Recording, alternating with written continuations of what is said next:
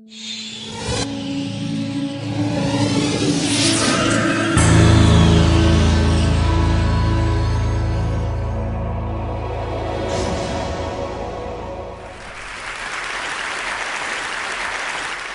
you ever wondered why extremism seems to have been on the rise in Muslim-majority countries over the course of the last decade? Have you ever wondered how such a situation can be turned around?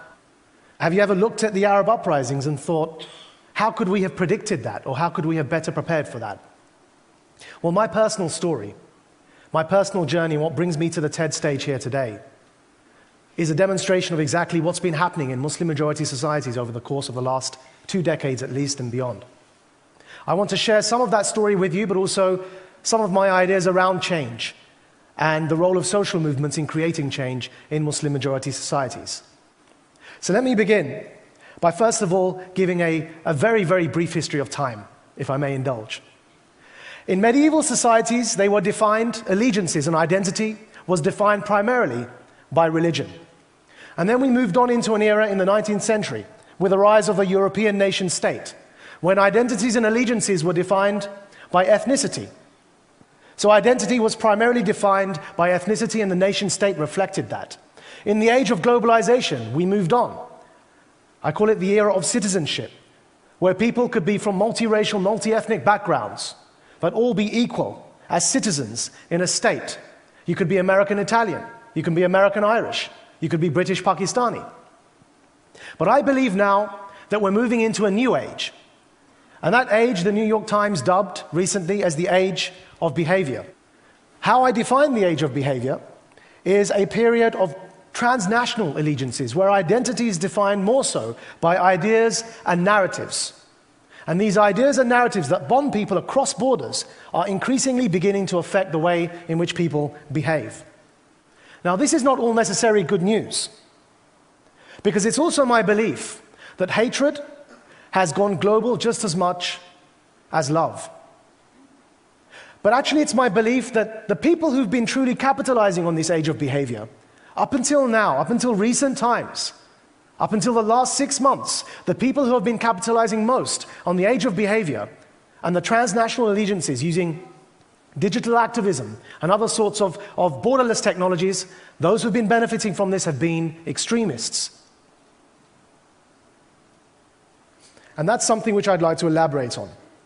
If we look at Islamists, if we look at the phenomenon of far-right fascists, one thing they've been very good at, one thing that they've been actually exceeding in, is communicating across borders, using technologies to organize themselves, to propagate their message, and to create truly global phenomena. Now, I should know, because for 13 years of my life I was involved in an extreme Islamist organization. And I was actually a potent force in spreading ideas across borders, and I witnessed the rise of Islamist extremism as distinct from Islam, the faith, and the way in which it influenced my co-religionists across the world. And my story, my personal story, is truly evidence for the age of behavior that I'm attempting to elaborate upon here. I was, by the way, I'm an Essex lad, born and raised in Essex in the UK. Anyone who's from England knows the reputation that we have from Essex. But having been born in Essex at the age of 16, I joined an organization. At the age of 17, I was recruiting people from Cambridge University to this organization. At the age of 19, I was on the national leadership of this organization in the UK. At the age of 21, I was co-founding this organization in Pakistan. At the age of 22, I was co-founding this organization in Denmark. By the age of 24, I found myself convicted in prison in Egypt, being blacklisted from 3 countries in the world for attempting to overthrow their governments, being subjected to torture in the Egyptian jails and sentenced to 5 years as a prisoner of conscience. Now that journey, and what took me from Essex all the way across the world, by the way, we were laughing at democratic activists. We felt they were from the age of yesteryear. We felt that they were out of date. I learned how to use emails from the extremist organization that I used. I learned how to effectively communicate across borders without being detected. Eventually I was detected, of course, in Egypt. But the way in which I learned to use technology to my advantage was because I was within an extremist organization that was forced to think beyond the confines of the nation state, the age of behavior, where ideas and narratives were increasingly defining behavior and identity and allegiances. So as I said, we looked to the status quo and ridiculed it. And it's not just Islamist extremists that did this, but even if you look across the mood music in Europe of late, far-right fascism is also on the rise. A form of anti-Islam rhetoric is also on the rise, and it's transnational. And the consequences that this is having is that it's affecting the political climate across Europe. What's actually happening is that what were previously localized parochialisms, individual or groupings of extremists who were isolated from one another, have become interconnected in a globalized way and have thus become or are becoming mainstream, because the internet and connection technologies are connecting them across the world. If you look at the rise of far-right fascism across Europe of late, you will see some things that are happening that are influencing domestic politics, yet the phenomenon is transnational. In certain countries, mosque minarets are being banned. In others, headscarves are being banned. In others, kosher and halal meat are being banned as we speak. And on the flip side, we have transnational Islamist extremists doing the same thing across their own societies. And so they are pockets of parochialism that are being connected in a way that makes them feel like they are mainstream. Now that never would have been possible before. They would have felt isolated until these sorts of technologies came around and connected them in a way that made them feel part of a larger phenomenon. Where does that leave democracy aspirants? Well, I believe they're getting left far behind. And I'll give you an example here at this stage. If any of you remembers the Christmas Day bomb plot, there's a man called Anwar Awlaki. He's an American citizen, ethnically a Yemeni, in hiding currently in Yemen, who inspired a Nigerian, son of the head of Nigeria's national bank. This Nigerian student studied in London, trained in Yemen, boarded a flight in Amsterdam to attack America. In the meanwhile, the old mentality, with a capital O, was represented by his father, the head of the Nigerian bank, warning the CIA that his own son was about to attack, and this warning fell on deaf ears. The old mentality, with a capital O, as represented by the nation state, not yet fully into the age of behavior, not recognizing the power of transnational social movements, got left behind, and the Christmas Day bomber almost succeeded in attacking the United States of America. Again, with the example of the far right, that we find, ironically, xenophobic nationalists are utilizing the benefits of globalization. So why are they succeeding? And why are democracy aspirants falling behind? Well, we need to understand the power of a social movement to understand this. And a social movement is comprised, in my view, it's comprised of four main characteristics. It's comprised of ideas and narratives and symbols and leaders. I'll talk you through one example, and that's the example that everyone here will be aware of, and that's the example of Al-Qaeda. If I asked you to think of the ideas of Al-Qaeda, that's something that comes to your mind immediately. If I ask you to think of their narratives, the West being at war with Islam, the need to defend Islam against the West, these narratives, they come to your mind immediately. Incidentally, the difference between ideas and narratives, the idea is the cause that one believes in, and the narrative is the way to sell that cause, the propaganda, if you like, of the cause. So the ideas and the narratives of Al-Qaeda come to your mind immediately. If I ask you to think of their symbols and their leaders, they come to your mind immediately. One of their leaders was just killed in Pakistan recently. So these symbols and these leaders come to your mind immediately. And that's the power of social movements. They're transnational and they bond around these ideas and narratives and these symbols and these leaders. However, if I ask your minds to focus currently on Pakistan, and if I ask you to think of the symbols and the leaders for democracy in Pakistan today, you'll be hard-pressed to think beyond, perhaps, the assassination of Benazir Bhutto, which means, by definition, that particular leader no longer exists. One of the problems we're facing is, in my view, that there are no globalized, youth-led, grassroots social movements advocating for democratic culture across Muslim-majority societies. There is no equivalent of the Al-Qaeda, without the terrorism, for democracy across Muslim-majority societies. There are no ideas and narratives and leaders and symbols advocating the democratic culture on the ground. So that begs the next question. Why is it that extremist organizations, whether of the far right or of the Islamist extremism, Islamism meaning those who wish to impose one version of Islam over the rest of society, why is it that they are succeeding in organizing in a globalized way, whereas those who aspire to democratic culture are falling behind? And I believe that's for 4 reasons.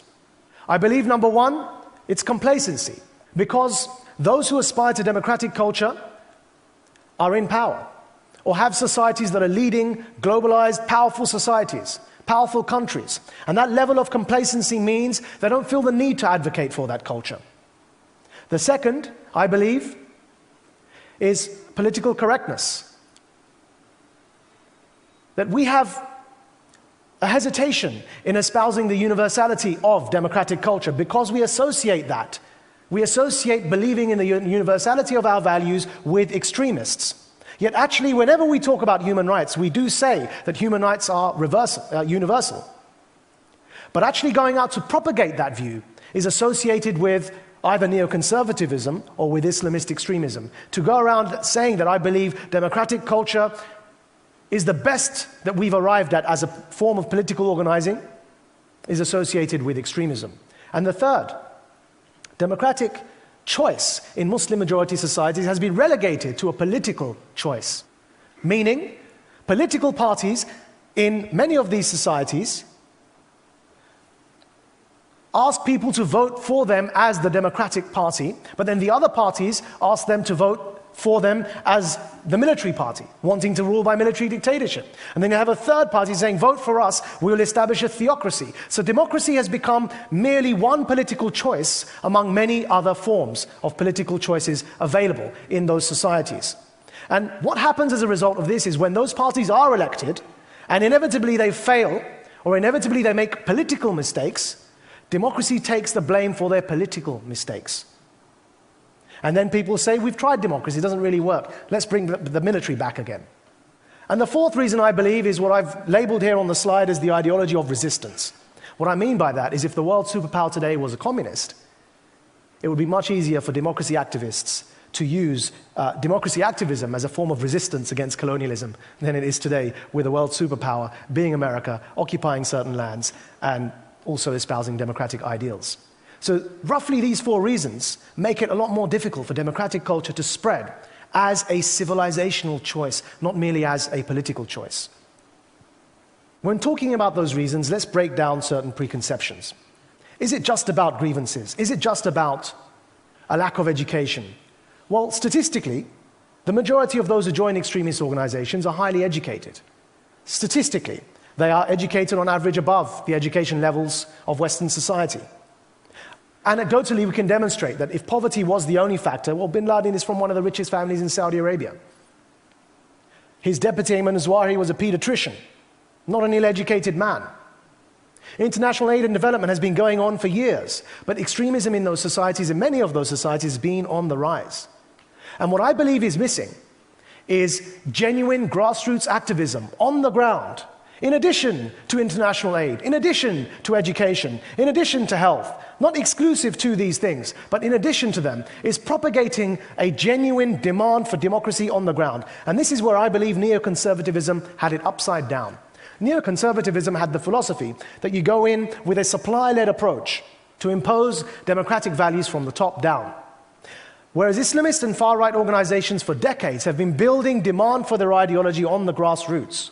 They've been building civilizational demand for their values on the grassroots, and we've been seeing those societies slowly transition to societies that are increasingly asking for a form of Islamism. Mass movements in Pakistan have been represented after the Arab uprisings, mainly by organizations claiming for some form of theocracy, rather than for a democratic uprising. Because since pre-partition, they've been building demand for their ideology on the ground.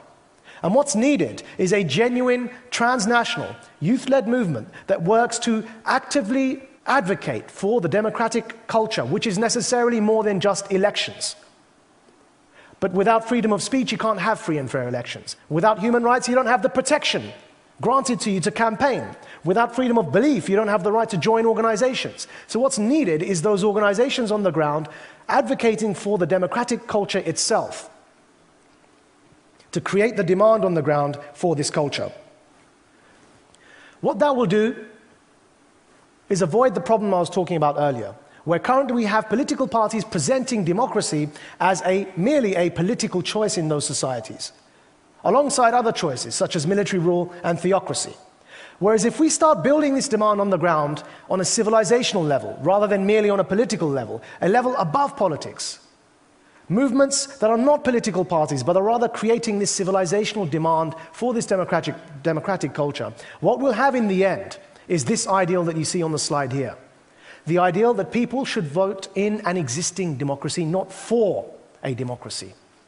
But to get to that stage, where democracy builds the fabric of society and the political choices within that fabric are left-wing or right-wing, but are certainly not theocratic and military dictatorship, i.e. you're voting in a democracy, in an existing democracy, and that democracy is not merely one of the choices at the ballot box. To get to that stage, we genuinely need to start building demand in those societies on the ground. Now to conclude, how does that happen? Well, Egypt is a good starting point. The Arab uprisings have demonstrated that this is already beginning. But what happened in the Arab uprisings and what happened in Egypt was particularly cathartic for me. What happened there was a political coalition gathered together for a political goal, and that was to remove the leader. We need to move one step beyond that now. We need to see how we can help those societies move from political coalitions, loosely based political coalitions, to civilizational coalitions that are working for the ideals and narratives of the democratic culture on the ground. Because it's not enough to remove a leader or a ruler or a dictator. That doesn't guarantee that what comes next will be a society built on democratic values. But generally, the trends that start in Egypt have historically spread across the MENA region, the Middle East and North Africa region. So when Arab socialism started in Egypt, it spread across the region.